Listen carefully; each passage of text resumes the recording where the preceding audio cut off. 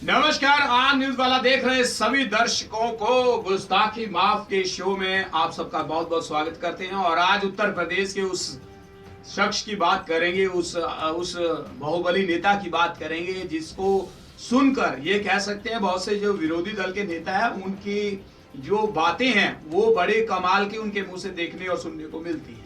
तो बात करेंगे, डॉन जेल में है और 20 साल से उसके बेटे उसकी कमान संभाले बैठे हैं। ये कह सकते हैं डॉन कौन है, ये एक बड़ी न्यूज है, सभी न्यूज़पेपर और सोशल मीडिया के ऊपर वायरल हो रही है। इसके ऊपर ही आज आपके साथ चर्चा करने के लिए पहुंचे हैं। तो क्या है हाथी की सवारी, हाथी की सवारी के ऊपर चढ़कर वो विधानसभा पहुंच पाएंगे, ये एक बड़ा टाइटल है। पूर्वांचल के मऊ जिले की अगर बात करें, सियासी लड़ाई डॉन, और ये कह सकते हैं सियासी लड़ाई डॉन बनाम है। और यानी कि कोई भी डॉन लड़ाई लड़ रहा है, कौन सा डॉन है वो, डॉन की बात चल रही है। डॉन स्वतंत्रता सेनानी का खून है। इसके दादा आजादी से पहले अगर बात करें 1927 की, 1927 में कांग्रेस के अध्यक्ष रह चुके हैं। तो ये कह सकते हैं ये जो डॉन है इसका जो राजनीति के साथ बहुत ही पुराना रिश्ता कहा जा सकता है।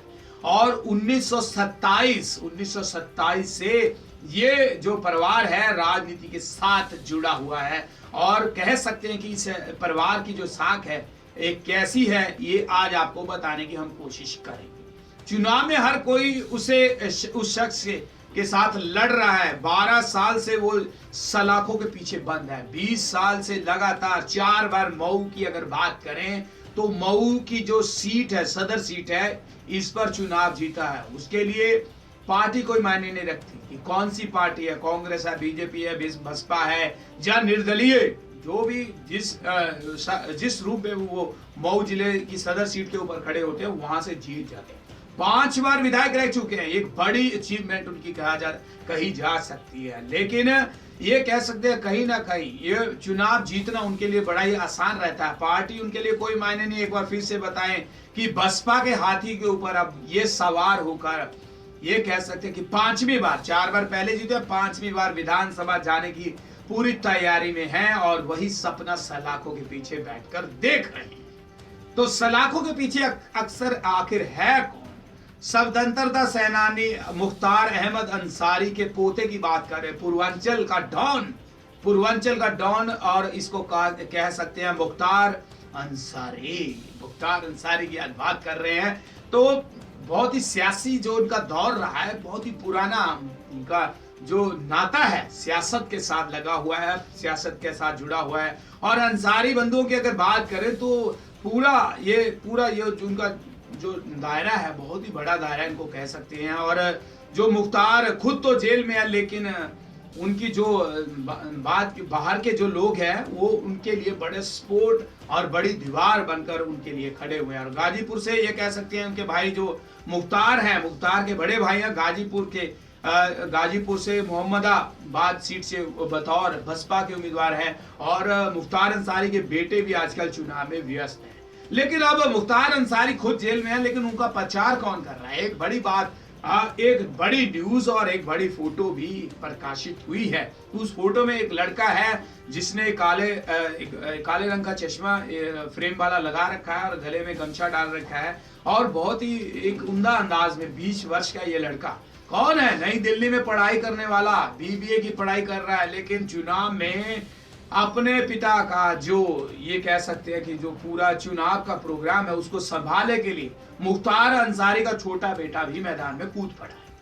तो मुख्तार अंसारी को पिछले दिनों आपको बता दें कि कोर्ट ने आदेश नहीं दिया, पेरोल जो थी उसको रद्द कर दिया। तो अब ये कह सकते हैं कि मऊ सीट के ऊपर अब मुख्तार अंसारी आपको चुनाव के दिनों में नहीं देखने को मिलेंगे। उनके ऊपर रोक लगा दी गई है कि वो जेल में ही रहेंगे।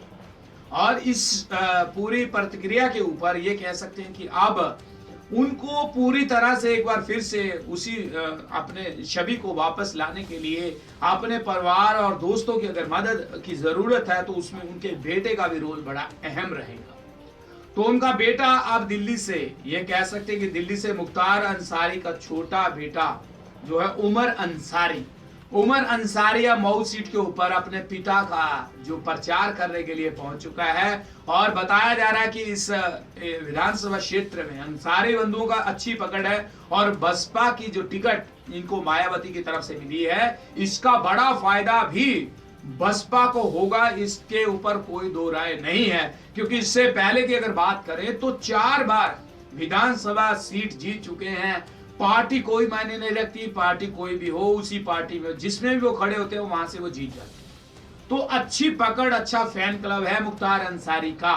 तो अब मऊ सीट के ऊपर किसकी सियासत का परचम लहराएगा ये तो देखना होगा। 11 मार्च को ये रिजल्ट आपके सामने निकल कर आ जाएंगे। लेकिन ये जरूर फाइनल है कि अंसारी बंधुओं का जो जोर, जो उनकी पकड़ इस क्षेत्र में है वो देखने को मिल रही है। और तभी उमर अंसारी जो बीबीए की पढ़ाई दिल्ली में कर रहा है, वो अपने पिता का प्रचार करने के लिए अब मऊ सीट के ऊपर पहुंच चुका है।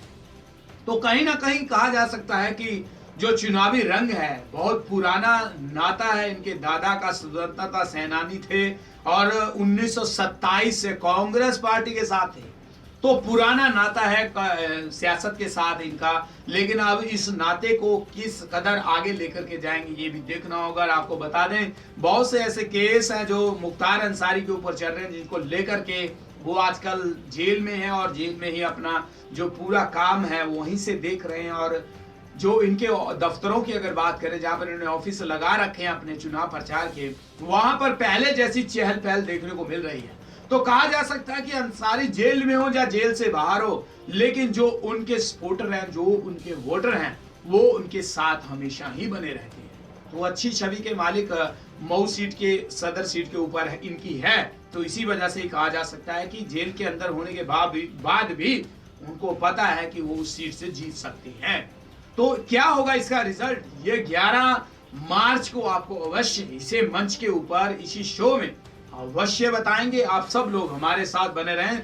सटीक वार, सटीक नतीजे पंजाब, उत्तराखंड, उत्तर प्रदेश, गोवा, मणिपुर के जितने भी चुनाव के रिजल्ट्स हैं वो सब आपको इसी चैनल के माध्यम से आपको देखने को मिलेंगे। अब परमजीत पगने को दीजिए इजाजत। देश और दुनिया के तमाम न्यूज देखने के लिए आप बने रहें आज न्यूज वाला के साथ। सबको बोलेंगे नमस्कार।